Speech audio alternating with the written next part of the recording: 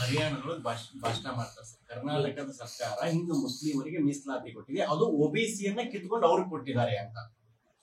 ನೋಡಿ, ನರೇಂದ್ರ ಮೋದಿ ಅವರಿಗೆ ಗೊತ್ತಿದ್ದು ಮಾತಾಡ್ತಾರೋ ಗೊತ್ತಿದ್ದ ಮಾತಾಡ್ತಾರೋ ಗೊತ್ತಿಲ್ಲ. ಈಗ prime minister of the country. ಇಲ್ಲಿ ನಾವು ಹಿಂದೂ ಮುಸ್ಲಿಂ ಅಥವಾ ಬೇರೆ ಬೇರೆ ಧರ್ಮಗಳ ಜನರನ್ನು ಮಾತಾಡೋದಂತ ಆಯಾ ಧರ್ಮಗಳು ಅವ್ರವ್ರಿಗೆ ಬಿಟ್ಟದ್ದಪ್ಪ.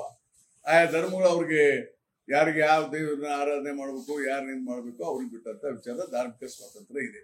ಮೋದಿ ಅವರು ಆ ಥರ ಮಾತನಾಡೋದು ತಪ್ಪು. ನೀವು ಅದಕ್ಕೆ ನಾನು ಹೇಳಿದ್ದು, ನಾನು ಸ್ಪಷ್ಟಪಡಿಸ್ತೇನೆ ನಿಮಗೆ. ಚಿನ್ನಪ್ರೆಡ್ಡಿ ಆಯೋಗ ಇದ್ದಾಗ ಮುಸ್ಲಿಮರನ್ನ ಅಲ್ಪಸಂಖ್ಯಾತ ಅಂತ ತೀರ್ಮಾನ ಮಾಡಿಲ್ಲ, ಹಿಂದುಳಿದ ವರ್ಗ. ಪ್ಲೀಸ್ ಅಂಡರ್ಸ್ಟ್ಯಾಂಡ್, ನಮ್ಮ ಸಂವಿಧಾನದಲ್ಲಿ ಹಿಂದುಳಿದ ಜಾತಿಗೆ ಅವಕಾಶ ಇಲ್ಲ. ಹಿಂದುಳಿದ ವರ್ಗ ಅಂತ ಮಾಡಿ ಯಾವ್ದಾರ ಜಾತಿಯನ್ನು ಸೇರಿಸಬಹುದು. ಅದ್ರಾಗ ಯಾರು ಬೇಕಾದ್ರೂ ಸೇರಿಸಬಹುದು ನೀವು ಅವ್ರನ್ನ. ವರ್ಗ, class is different, cost is different. They should study properly the constitution. ಅದಕ್ಕೆ ಮುಸ್ಲಿಮರ ಸ್ಥಿತಿಗತಿ ಬಹಳ ಹೀನಾಯವಾಗಿದೆ, ಅದನ್ನು ಒಪ್ಪಲೇಬೇಕು. ಬಹಳ ಬಡವರು ಇದ್ದಾರೆ ಅಲ್ಲಿ, ಶಿಕ್ಷಣ ಅಂತೂ ಇಲ್ವೇ ಇಲ್ಲ. ಸಾಮಾಜಿಕ ಅವ್ರಿಗೂ ಅನುಕೂಲ ಮಾಡಿ, ಏನು ತಪ್ಪಿಲ್ಲ. ಅವರು 21 ಕೋಟಿ ಜನ ಇದ್ದಾರೆ ನಮ್ಮ ದೇಶದಲ್ಲಿ. ನಮ್ಮ ಕರ್ನಾಟಕದಲ್ಲೂ ಕೂಡ 75 ಲಕ್ಷ ಇದ್ದಾರೆ ಅಂತ ಹೇಳಿದಾರಲ್ಲ. ಮತ್ತೆ ಅವ್ರಿಗೂ ಅನುಕೂಲ ಆಗ್ಬೇಕಲ್ಲಿ. ಒಂದು 10-15 ಲಕ್ಷ ಜನಕ್ಕೆ ಒಳ್ಳೇದಾಗಿರ್ಬೋದು. ಬರೀ ನಮ್ಮ ಯಲಬುರ್ಗದಾಗ ಎಷ್ಟು ಬಡವರು ಇದ್ದಾರೆ, ಕೊಪ್ಪಳದಲ್ಲಿದ್ದಾರೆ, ಅವ್ರಿಗೂ ಕೂಡ ಸ್ವಲ್ಪ ಅನುಕೂಲತೆಗಳನ್ನು ಮಾಡಬೇಕಲ್ಲ. ಮಾನವೀಯತೆ ದೃಷ್ಟಿಯಿಂದ ಮಾಡಿದ ತಪ್ಪ. ಜಾಬ್ನಲ್ಲಿ ರಿಸರ್ವೇಶನ್, ಕೆಲವು ಎಕನಾಮಿಕ್ ಆಕ್ಟಿವಿಟೀಸ್ ಅಂದ್ರೆ ಈಗ ಏನೇನು ಬೇಕಪ್ಪ, ನಿಮ್ಗೆ ಗಂಗಾ ಕಲ್ಯಾಣ ಮಾಡ್ಕೊಳ್ತಾರೋ, ಇದು ಕೊಡ್ಬೇಕು, ಯಾರೋ ಟ್ಯಾಕ್ಸಿ ಡ್ರೈವರ್ ಆಗ್ತಿರೋ, ಇದು ಹಣಕಾಸನ್ನು ಕೊಡ್ಬೇಕು, ಅವೆಲ್ಲ ರೀಚ್ ಆಗ್ತಾನೆ ಇರ್ತದೆ. ಯಾರ್ಯಾರು ಪ್ರಯತ್ನ ಮಾಡ್ತಾರೆ ರೀಚ್ ಆಗ್ತದೆ. ನೀವು ಹೇಳ್ದಂಗೆ 10% ಆದ್ರಿಂದ ಅದಕ್ಕೆ ಪ್ರಯತ್ನ ಮಾಡಬೇಕು. ಯಾರೋ ಇರ್ತಾರೆ, ಪ್ರಯತ್ನ ಮಾಡಿ ಸಿಗ್ತದೆ ಅವ್ರಿಗೂ. ಸರ್, ಈಗ ಲೋಕಸಭೆ ಮತ್ತು ರಾಜ್ಯಸಭೆಯಲ್ಲಿ ವಕಫ್ ಬಿಲ್ಲು ಇವತ್ತು ನಾನು ಪತ್ರಿಕೆಯಲ್ಲಿ ಓದಿದ್ದು, ಜಮೀರ್ ಅಹಮದ್ ಅವರು ಒಂದು ಜಾರಿಗೆ ತರಲ್ಲ ಅಂತ ಹೇಳಿದ್ದಾರೆ. ಅದ್ರ ಬಗ್ಗೆ ನಾನು ಇನ್ನೂ ಸ್ಟಡಿ ಮಾಡಿಲ್ಲ. ನಾನು ಬಿಲ್ ಅನ್ನ ಏನು ಅಂತ ನಾನು ಓದಿದ್ದೇನೆ. ಬಟ್ ಅದು ಸಂಪೂರ್ಣವಾಗಿ ಮುಸ್ಲಿಮರ ಮೂಲಭೂತ ಹಕ್ಕುಗಳನ್ನ ನೀವು ಧ್ವಂಸ ಮಾಡ್ದಂಗೆ ಆಗ್ತದೆ ಅನ್ನುವಂಥದ್ದು ನನಗೆ ಮೇಲ್ನೋಟಕ್ಕೆ ಗೊತ್ತಾಗ್ತದೆ. ಈಗ ಯಾರು ವಕ್ಫ್ ಅಂದ್ರೆ ಏನು, ಹಿಂದೂ ರಿಲಿಜಿಯಸ್ ಆಕ್ಟ್ ಅಂದ್ರೆ ಏನು ಓದ್ಬೇಕಲ್ಲ. ವಕ್ಫ್ ಅಂದ್ರೆ ಸುಮ್ನೆ ಇದು ಇಲ್ಲಿ ಹೇಳ್ತಾರಲ್ಲ, ವಕ್ಫ್ ಪ್ರಾಪರ್ಟಿ, ಹಂಗೆ ಹೇಳಿಕ್ ಬರೋದಿಲ್ಲ. ಇದು ವಕ್ಫ್ ಪ್ರಾಪರ್ಟಿ, ಇದು ಆ ಪ್ರಾಪರ್ಟಿ, ಅವೆಲ್ಲ ಸುಮ್ಮನೆ ಹೇಳ್ತಿದ್ರಲ್ಲ. ತಲಾಕ್ ಮೂರು ಸಲ ಫೋನ್ ಹೇಳ್ಬಿಟ್ರೆ ಆಗುತ್ತೆ ಡೈವರ್ಸ್. ಅವ್ರಿಗೇನು ಗೊತ್ತಿದೆಯಾ ಕಾನೂನು ತಲಾಕ್ ಹೆಂಗಾಗುತ್ತೆ ಅಂತೇಳಿ?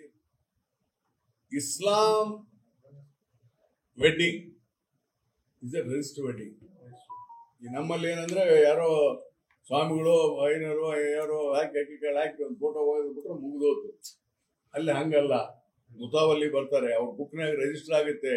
ಅವ್ರು ಕೇಳ್ತಾರೆ, ಅಪ್ಪ ಕಬೂಲಿಯತ್ ಹೇ, ಸಪ್ರೇಟ್ ಕರ್ಕೊಂಡು ಹೋಗಿ, ಹೌದು ಕಬೂಲಿಯತ್ ಅಂತೆ. ಅವ್ರು ಎಲ್ಲಿ ಬಿಡ್ಲಿ ಕೇಳಿ ಎಲ್ಲ ರಿಜಿಸ್ಟರ್ ಮಾಡ್ತಾರೆ ಅಲ್ಲಿ ಮುತಾವಲ್ಲಿ. ಆಮೇಲೆ ಮುಸ್ಲಿಂ ಮ್ಯಾರೇಜ್ ಇಸ್ ನಾಟ್ 7 ಜನ್ಮದ ಸಂಬಂಧ ಅಲ್ಲ, ಅವ್ರು that is A contract marriage. ನಮ್ಮಲ್ಲಿ ಹಂಗಲ್ಲ, ಒಂದ್ಸಲ ಕಟ್ಕೊಂಡ್ಬಿಟ್ಟೆ ಅಂದ್ರೆ ಮುಗಿದು ಹೇಳ್ತೀವಿ 7 ಜನ್ಮಕ್ಕೆ ಬೇಕಾಗಿ.